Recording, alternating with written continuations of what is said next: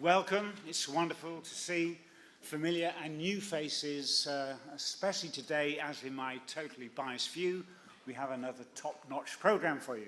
So thank you all so much for coming. Firstly, housekeeping. The fire alarm will be a constant sounding. Are we expecting one? No. So in the immortal words of the Hitchhiker's Guide to the Galaxy, don't panic, don't collect your personal belongings, and exit via the signs out there.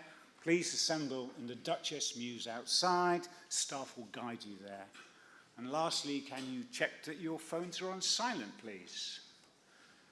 We couldn't do this forum without the altruistic support from our sponsors. Our gold sponsors for today are Vet Partners for the opening session, Vets for Pets for the euthanasia session, and Hill's Pet Nutrition for the session on insects. And also a big thank you to World Horse Welfare for generously sponsoring the behavioural session. My sincere thanks go to them all, and please do engage with our sponsors at the breaks. Gone too far. The discussion forum exists to support the veterinary and animal welfare professionals to deliberate, learn and progress animal welfare in the UK, all done in a forum where we can comfortably express our views in a professional and courteous manner, and I know you'll respect that today. Because we do remain in an environment where society continues to suffer from an inability to reliably distinguish opinion from fact, exacerbated by the drivers of populism, polarization, blooming algorithms, and post-truth. Some argue that polarized views can represent legitimate moral feelings within society, whilst others believe polarization erodes rational debate and evidence gets mangled on the way.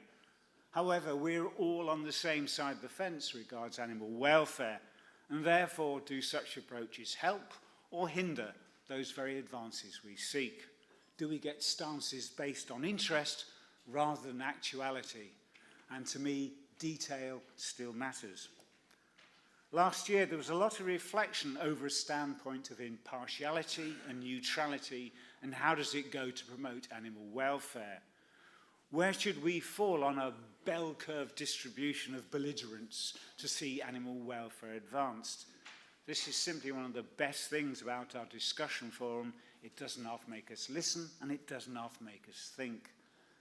And when describing my role to somebody afterwards, I was accused of being a tofu-nosed, avocado-eating, chai latte drinking member of the wokerati. I found that particularly distasteful, especially the chai latte bit, and a bit of affront to my mental state of being a sceptical pragmatist.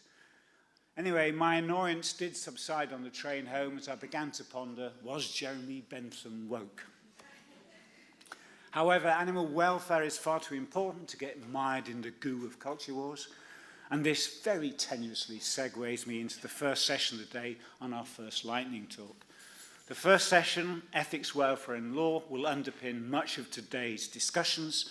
Therefore, let's first understand these principles and what they mean. And then it'll be followed by euthanasia with that great one-liner, better a day too early than a day too late. Then looking at animal behaviour as not just an isolated problem to deal with. And then we'll come to insects, and I can do no better than to quote the well-known doyen of animal welfare, Donald Trump. I hate flies. I get into trouble for saying that. Cruelty to animals. Spooky, isn't it? Just like he was in the room. Anyway, it'll be interesting to know if he was right. One of the core delights of our forum is it's a space where facts, informed and reasoned opinion prevail, albeit hopefully on contentious issues.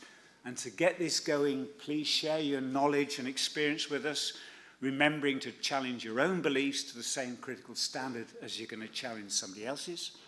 Develop your ideas, get the moral compass recalibrated, keep welfare evolving for the good. And to keep that conversation flowing, you can stick your hand up and a roving mic will magically appear under your nose.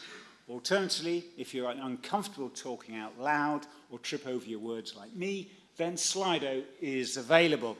We'll in fact start the first session with a poll on Slido, so it's best to log on to it now while I'm prattling on. The venue Wi-Fi details are displayed up there and on the other side.